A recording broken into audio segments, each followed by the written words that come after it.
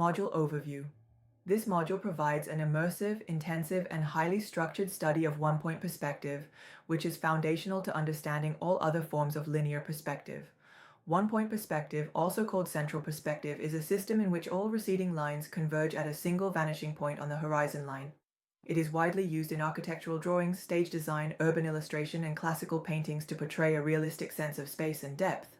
In this module, you will not only master the technical process of constructing one-point perspective scenes, but also explore its psychological effects, narrative applications, and aesthetic implications in traditional and contemporary art. From Renaissance frescoes to cinematic storyboarding, one-point perspective has shaped how artists manipulate space and guide the viewer's eye. Learning objectives. By the end of this module, you will be able to construct and render scenes using one-point perspective accurately. Identify the essential components: horizon line, vanishing point, orthogonals, and transversals. Apply one-point perspective in figure drawing, architecture, and interior spaces. Analyze and deconstruct masterpieces utilizing one-point perspective.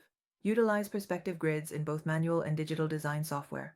Employ one-point perspective to influence narrative focus, emotional tone, and viewer perception. Core elements of one-point perspective. A. Vanishing point located on the horizon line. This is where all parallel lines that recede into the distance will converge. In one-point perspective, there is only one vanishing point, typically centered in the composition, though it can be shifted for dynamic balance. B. Horizon line, eye level, represents the viewer's eye level. All vanishing points lie on this line, and the placement of the horizon line determines whether the viewer is looking up, down, or straight ahead. C. Orthogonals.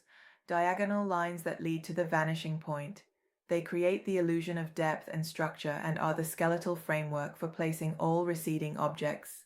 D. Transversals. Lines that run horizontally and vertically, perpendicular to the orthogonals. They define widths, heights, and boundaries in space. Historical application and examples.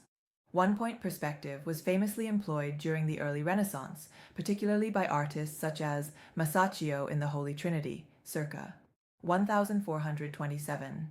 A masterwork in architectural illusionism using a strict one-point perspective, Leonardo da Vinci in architectural sketches and drawings, Raphael in the School of Athens. While containing a complex perspective, the central vanishing point gives symmetry and divine order. Andrea Mantegna in The Lamentation of Christ. Dramatic foreshortening is aligned with central perspective. Later, one-point perspective was adapted by Gustave Caillebotte in urban realism, Edward Hopper in interior scenes, filmmakers like Stanley Kubrick in symmetrical framing. Construction techniques. You are taught how to build a scene step by step. Draw the horizon line. Place the vanishing point, usually in the center but not always. Draw orthogonal lines from the vanishing point to determine the direction of depth. Add transversals to determine the height and width of objects. Use perspective boxes, cuboids, to draw furniture, hallways, streets, and more. Apply vertical lines to maintain consistent heights of repeated forms, for example, windows or doors. Add shading and atmospheric perspective for realism. Artistic applications. Architectural interiors, bedrooms, classrooms, corridors, temples, cityscapes, roads, tunnels, train tracks, bridges. Still life, tables, shelves, arrangements placed on flat planes. Conceptual art, dreamlike compositions with extreme convergence, stage design, creating illusions of depth on flat theatrical backdrops. Narrative power of one-point perspective. One-point perspective has a strong psychological pull.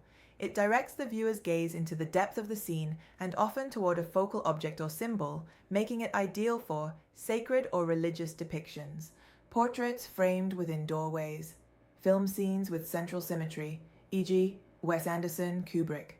Digital perspective grids : You will explore how to create perspective grids in Adobe Photoshop, Illustrator, or Procreate, using smart guides and shape tools for accurate architecture, manipulating camera viewports in Blender or 3D software to replicate one-point perspective, importing photographic references and laying grid overlays for study, recommended practice activities.